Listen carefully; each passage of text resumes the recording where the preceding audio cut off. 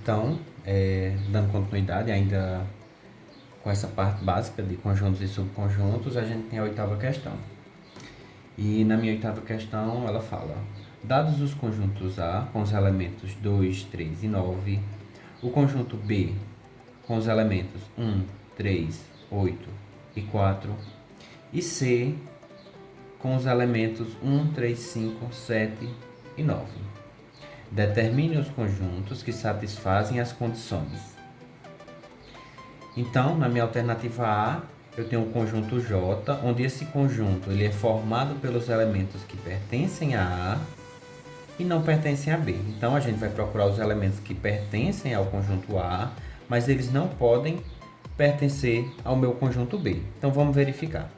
Eu tenho 2, que ele pertence a A e ele não pertence a B. Então, ele faz parte da solução. Então, o conjunto J vai ter o elemento 2. O 3, ele faz parte do conjunto A e ele também faz parte do conjunto B. Então, ele não vai ser incluso.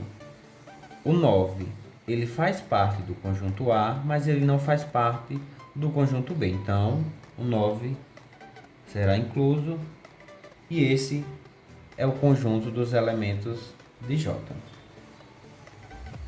Na minha alternativa B, eu tenho K, que é o conjunto formado pelos elementos que pertencem a A e também a C.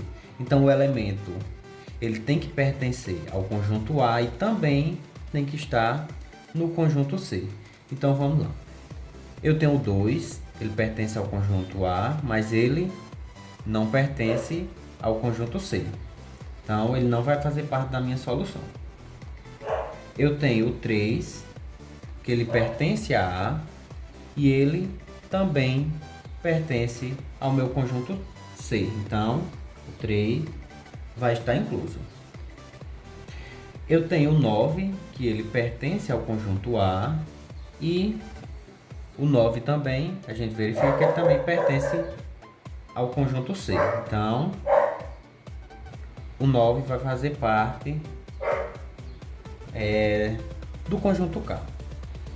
Eu tenho o conjunto L, que ele é o conjunto formado pelos elementos que pertencem a B e não pertencem a C. Então,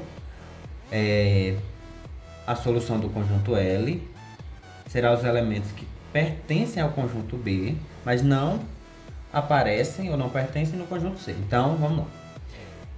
Aqui está o meu conjunto B, eu verifico que 1 ele pertence ao conjunto B e 1 também está presente no meu conjunto C, então ele não vai fazer parte da solução. O 3 ele pertence ao conjunto B e também pertence ao conjunto C. O 8 ele pertence ao conjunto B, mas ele não pertence ao conjunto C, então o 8 faz parte da solução do conjunto L. Eu tenho o 4, que ele pertence ao conjunto B, mas ele não pertence ao conjunto C, então o 4 é solução.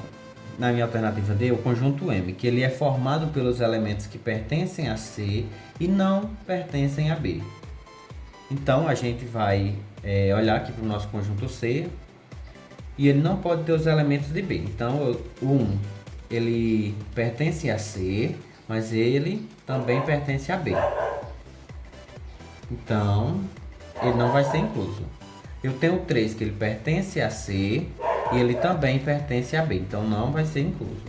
Eu tenho o 5, que pertence a C, mas não pertence a B, então ele vai ser incluso. Eu tenho o 7, que pertence a C, mas não pertence a B, então vai ser incluso. E eu tenho o 9, que pertence a C, mas não pertence a B, então é solução. Então esse é o conjunto de solução de M. Nona questão. Considere os conjuntos onde o conjunto A ele é x, tal que x é um número natural.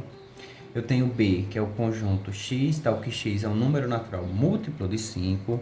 Eu tenho o conjunto C, que é x, tal que x é um número natural múltiplo de 10. E D é x, tal que x é um número natural múltiplo de 20.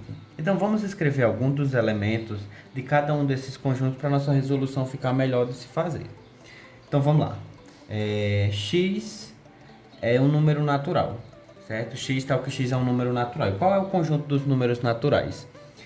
Então eu vou escrever aqui, é mais curtinho. Então x certamente vai ser o conjunto onde eu tenho o 0, o 1, o 2, o 3, o 4, o 5, o 6, o 7, o 8, o 9, o 10, o 11, o 12 e assim até o infinito. No B é o conjunto x, tal que x é um número natural múltiplo de 5. Então, meu conjunto B é formado pelos elementos 0, 5, 10, 15, 20 e assim sucessivamente.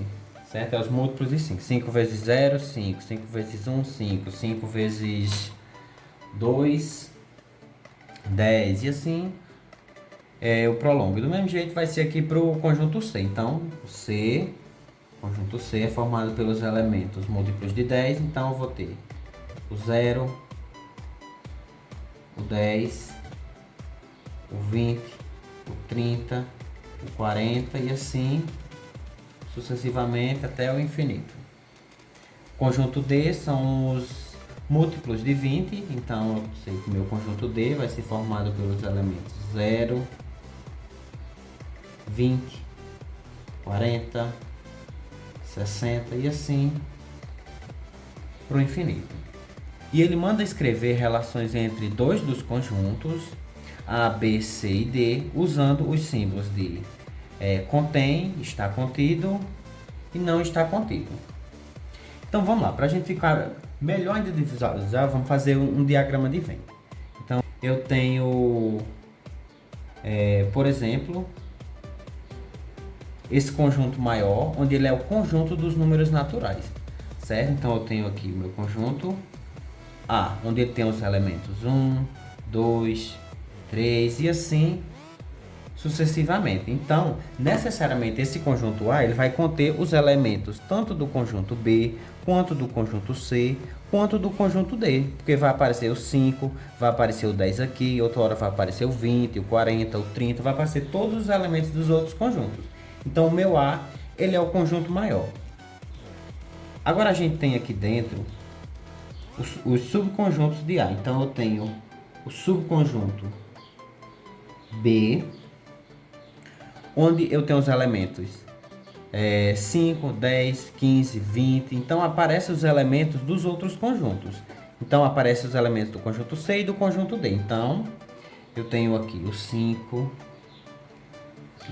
eu tenho 10 e assim sucessivamente. Então, eu tenho esses elementos. Eu tenho aqui o outro conjunto dentro, outro subconjunto dentro do subconjunto B, com os elementos de C. Onde esses elementos de C são os múltiplos de 10. Então, será o 10, o 20, o 30. Então, eu tenho aqui o 10, o 20, o 30 e assim sucessivamente. Eu tenho ainda outro subconjunto dentro desse conjunto, onde é os elementos de D, que é o 20 o 40. Então, eu vou colocar aqui só o 20. Com isso, a gente conclui que o quê? A gente pode concluir que A contém B, certo? Por quê? Porque todos os elementos de B pertencem ao conjunto A. A gente conclui também que A contém tanto C como D. Então, A contém C e A contém D. A gente podia concluir por partes aqui também que B contém C e C contém D. Ou a gente pode fazer ao contrário, para usar os outros símbolos. Eu posso dizer que C está contido em B, uma vez que C é subconjunto de B. Então, C está contido em B, assim como D está contido em C. Uma coisa que a gente pode afirmar também com certeza é que se C está contido em B, então necessariamente B não está contido no meu conjunto C. Uma vez que No meu conjunto B, eu tenho elementos que não pertencem ao meu conjunto C. Por exemplo, eu tenho o 5 aqui que pertence ao meu conjunto B, mas não vai pertencer ao meu conjunto C. Eu tenho o 15 que pertence ao conjunto B, mas não pertence ao meu conjunto C. E assim, eu posso continuar a minha linha de raciocínio. Então, com isso também a gente pode concluir que C também não vai estar contido no conjunto D. Por quê? Porque existem elementos do conjunto C que não fazem parte do conjunto D. Ou seja, eu tenho 10 que faz parte do conjunto C, mas não faz parte do conjunto D. Eu tenho 30 que faz parte do conjunto C, mas não faz parte do conjunto D. Então, agora a nossa última questão, a questão 10, ela fala o seguinte: em um escritório de advocacia trabalham 5 pessoas, que são Jonas, Carlos, João, Rui e Ana. Ela fala que esse conjunto O é formado pelas pessoas que usam óculos. O conjunto A, ele é formado pelas pessoas que usam aparelho nos dentes. E o conjunto H, ele é formado pelas pessoas do sexo masculino. Sabendo que A está contido em O e que O está contido em H, e que João e Rui usam aparelho nos dentes, descubra quem usa óculos. Então vamos lá. Pela lógica aqui, se A está contido em O e O está contido em H, então eu posso concluir aqui, que A também vai estar contido no H. Por quê? Olha, vamos fazer assim. Eu tenho aqui, o meu conjunto A, e ele diz que esse conjunto A está contido em O, ou seja, todos os elementos de A fazem parte do conjunto O. Então, eu faço aqui, um conjunto maior e eu nomeio ele de conjunto O, e isso se torna verdadeiro, ou seja, o conjunto A realmente está contido no conjunto O. E ele afirma logo em seguida que o conjunto O está contido em H, ou seja, todos os elementos de O fazem parte do conjunto H. Então, eu tenho aqui, um conjunto maior, que eu vou chamar de H, e, por sua vez, aqui eu posso visualizar que o meu conjunto A realmente está contido no conjunto H. E o que isso quer dizer pra gente? Eu sei que H é o conjunto das pessoas do sexo masculino, certo? Então, eu sei que as pessoas do sexo masculino, todas elas, necessariamente, elas fazem o quê? Elas usam óculos, porque uma vez que O é subconjunto de H. Então, sabendo dessa informação, eu posso concluir que as pessoas que usam óculos são todos os homens. E ele fala que João e Rui usam aparelhos. Se eles usam aparelhos, então eles vão estar aqui, Então, necessariamente, uma das minhas respostas possíveis é que Rui e João usam óculos. Outra possível solução é que todos os homens usam óculos, então João, Rui e Carlos e Jonas, Carlos, óculos. Ou seja, basicamente todos os homens vão usar. A única coisa que você vai fazer é fazer combinações, todas as combinações possíveis com essas 4 pessoas. A única pessoa que não vai usar óculos, certamente, vai ser Ana, por ser mulher, certo? Porque fala que todos os homens, eles usam óculos, e todas as pessoas que usam óculos, elas usam aparelhos.